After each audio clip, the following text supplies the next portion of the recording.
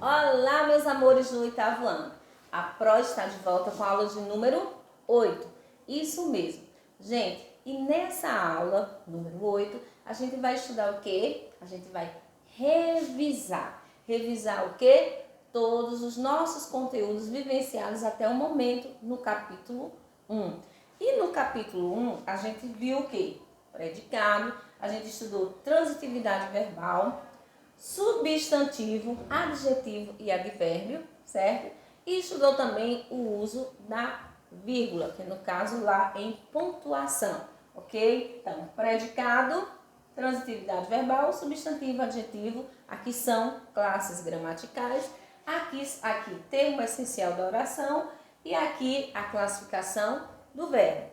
Então, vamos lá, termo essencial da oração, a gente estudando o predicado, a gente viu que o predicado é um dos termos essenciais da oração, porque o outro termo essencial chama-se o quê? Isso mesmo, chama-se sujeito. Então, nós temos como termos essenciais da oração, temos primeiro o sujeito, depois o predicado. Quando você identifica o sujeito, tudo que resta é predicado. E dentro do estudo do predicado, a gente tem três tipos, certo? Predicado verbal, predicado nominal e predicado verbo nominal. Quem é que lembra o que é um predicado verbal? Tenho certeza que tem gente que está dizendo, Pro, eu lembro. Predicado verbal é aquele que tem como núcleo um verbo que vai indicar uma ação, certo? E você está correto. Então, o predicado verbal é aquele que tem um verbo, certo? E esse verbo ele vai indicar uma ação. Já o predicado nominal é o quê? É aquele que tem um nome? Não. Tem gente que diz, Pro, predicado nominal é aquele que tem um nome. Não, gente. Sempre o predicado, para que ele exista, ele tem que ter um verbo, certo? E não é diferente no predicado nominal. O predicado nominal tem o verbo, certo? Mas depois desse verbo tem um nomezinho, certo? Já no predicado verbal, que o núcleo é o verbo de indicação, no predicado nominal, eu não vou ter o verbo como núcleo, eu vou ter o nome que vem depois do verbo. E por que ele é chamado de predicado nominal? Porque o verbo desse predicado, ele vai indicar o quê? Não vai indicar ação, ele vai indicar estado ou qualidade do sujeito. Como assim, professora? Me diga aí um exemplo. Quando eu digo, meus alunos são maravilhosos. Meus alunos são maravilhosos. O verbo são, que pertence ao verbo ser, está indicando um estado ou uma qualidade, no caso, a qualidade dos meus alunos. Então, predicado nominal, o verbo lá que existe no predicado vai indicar estado ou qualidade do sujeito.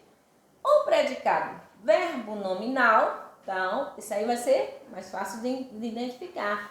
É aquele predicado que eu tenho um verbo e que vai indicar ação e tenho também essa ação e o modo como ela foi feita, certo? Como assim, Pro?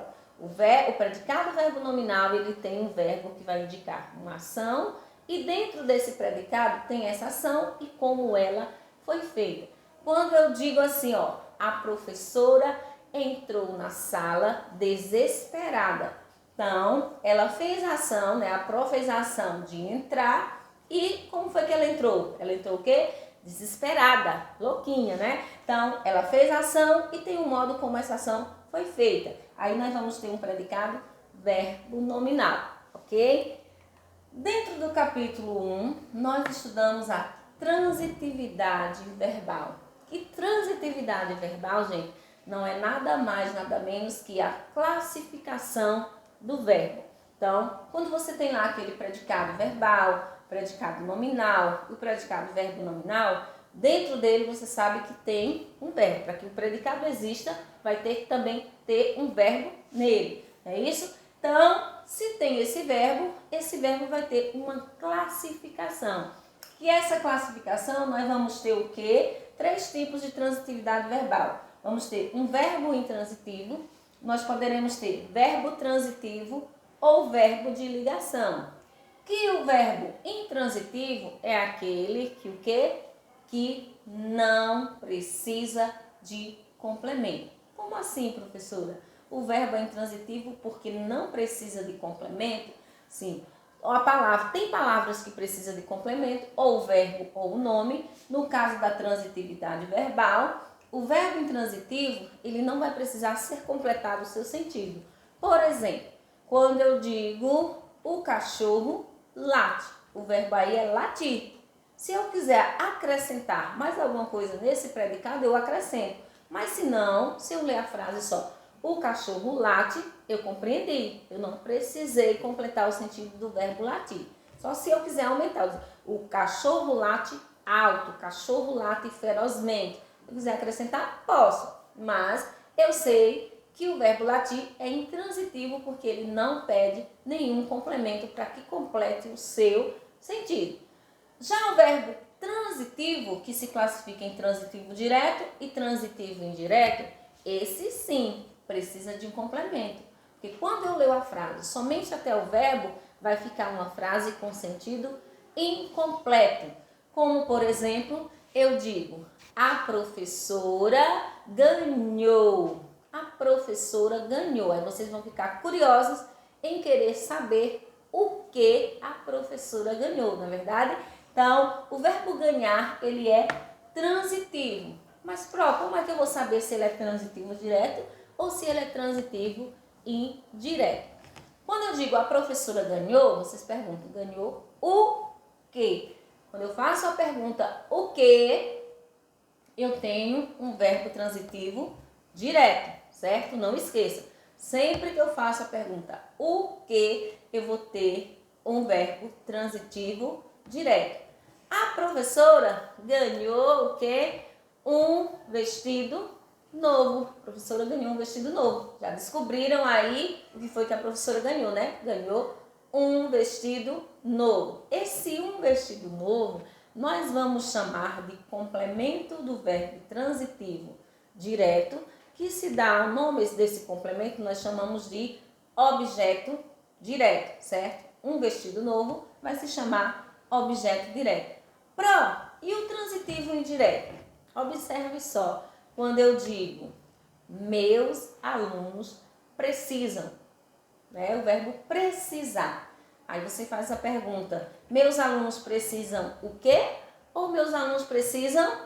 Isso mesmo, meus alunos precisam de quê? Você já não usou a expressão para fazer a pergunta ao verbo precisar, não usou a expressão o quê? Você usou a expressão de quê? Observe que tem a preposição de aí. Então, quando eu faço essa pergunta ao verbo, usando sempre uma preposição depois do verbo, eu vou ter um verbo transitivo indireto.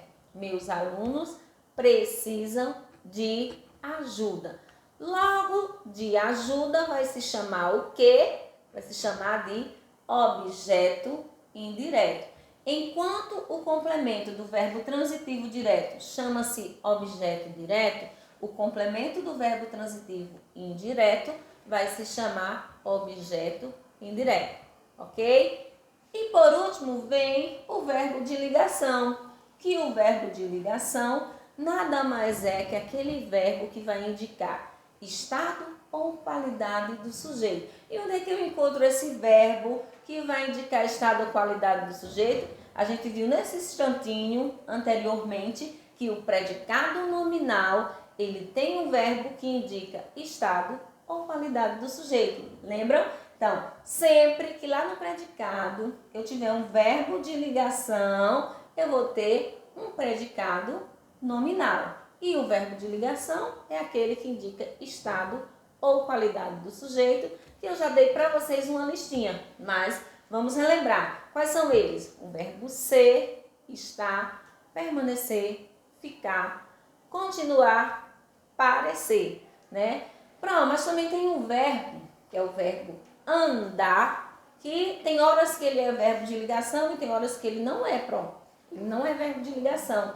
Como é que eu vou saber diferenciar se o verbo andar é verbo de ligação ou não é? Ele só está indicando uma ação.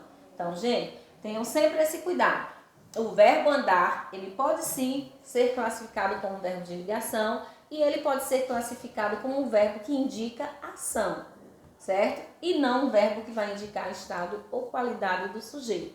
Quando é que eu tenho um verbo indicando uma ação?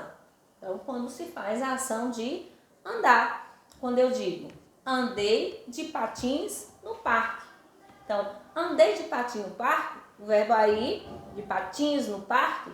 Então, o verbo andar aí está indicando a ação que eu fiz. Agora, se eu digo, ando nervosa ultimamente. Se eu digo ando nervosa ultimamente, vocês já vão compreender que é o meu estado emocional. O verbo andar aí não está me indicando uma ação que eu fiz, está indicando o meu estado emocional. Então, lembrem sempre, o verbo andar sempre vai indicar, não sempre, né? Não vou usar essa palavra sempre. O verbo andar, ele pode indicar uma ação, mas ele também pode ser um verbo de ligação. Você só precisa ter um cuidado quando ele indica a ação ou quando ele indicar estado ou qualidade do sujeito, ok? Dentro do capítulo 1, estudamos a classe gramatical, que é substantivo, que vocês já sabem que substantivo é a palavra que nomeia os seres, certo? E estudamos o adjetivo, que, ao contrário do substantivo, o adjetivo ele qualifica o substantivo. Amoroso, gordinho, teimoso. Então, o adjetivo é a classe de palavra que vai caracterizar, vai qualificar o substantivo. E estudamos também os advérbios, que são o quê? São palavras invariáveis, né? A palavra invariável que modifica tanto o verbo, o adjetivo, como também o próprio advérbio. E dentro do advérbio, nós temos a classificação. Nós vamos ter advérbio de modo, de intensidade, de tempo, de lugar, de negação, de dúvida, de afirmação, de exclusão, de inclusão, de ordem e de interrogação. Essas são as classificações do advérbio. Mas também estudamos no capítulo 1, lá na parte, no finalzinho já do capítulo, a parte pontuação, que a gente estudou sobre a vírgula, né? Que é aquela palavrinha que ela modifica o sentido da frase, não é da palavra, é da frase. E a gente viu que a vírgula ela serve para quê? Não somente para fazer uma pausa, mas para isolar o aposto, o vocativo ou termos repetidos. Gente, o que é aposto, o que é vocativo? Vocês sabem, certo? Mas a prova vai relembrar. Aposto é o quê? É aquele termo explicativo, é o que vem entre vírgula, certo? Vocativo é a expressão de chamamento, é de quem eu estou chamando. Observe o segundo exemplo. Ó. Amigos, guardem seus objetos com carinho. Eu chamei a atenção dos amigos. Então, aqui, amigos é um vocativo e a vírgula ela serve para separar o vocativo. Aqui eu tenho tudo o que lhe me fez crescer, para também separar termos repetidos. Olha só, repetiu tudo e repetiu tudo. Então, tá entre vírgula.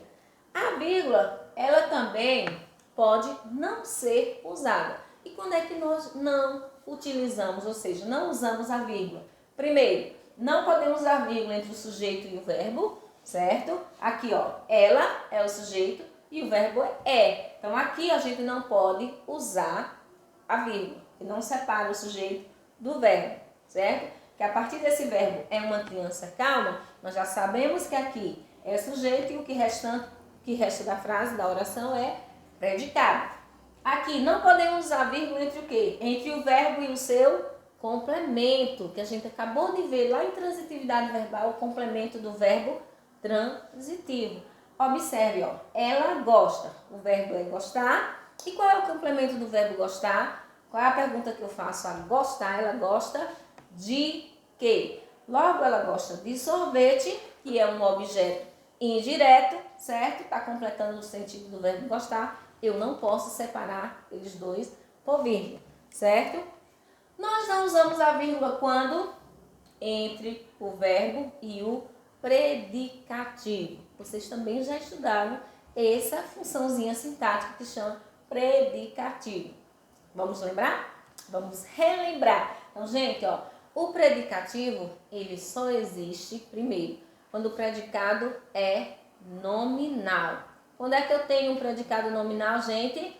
Quando eu tenho um verbo que vai indicar estado ou qualidade do sujeito. Isso mesmo, então sempre eu vou ter um predicativo, certo? Lá, predicativo do sujeito, é claro, porque a gente também estudou já o predicativo do objeto, que é o objeto ou direto ou indireto. Mas vamos aqui, ó, nesse exemplo. Elas é o sujeito, são muito meigas é o predicado. Esse predicado é nominal porque eu tenho o verbo são, que indica estado ou qualidade do sujeito. Logo, muito meigas nós vamos ter como predicativo, ok? Nós não usamos a vírgula para quê? Entre o nome e seu complemento, ou seja, entre um complemento nominal e o seu nome. Assim como o verbo tem verbo que precisa de complemento, também tem palavras, tem substantivos, adjetivos que vai precisar também de complemento. Por exemplo, você está com medo. Medo aqui é o substantivo, um substantivo abstrato. Se eu estou com medo, eu tenho medo de alguma coisa. Então, eu estou com medo de ser feliz, certo? Então, se eu estou com medo de ser feliz, medo é um nome, é um substantivo abstrato que precisa ser completado o seu sentido. Então, o sentido da palavra medo é completado com esse termo aqui, de ser feliz. Então, logo, entre o nome e o seu complemento, eu também não vou utilizar a vírgula, ok? Então, nossa aula de revisão termina aqui. Um beijo a todos e fiquem com Deus.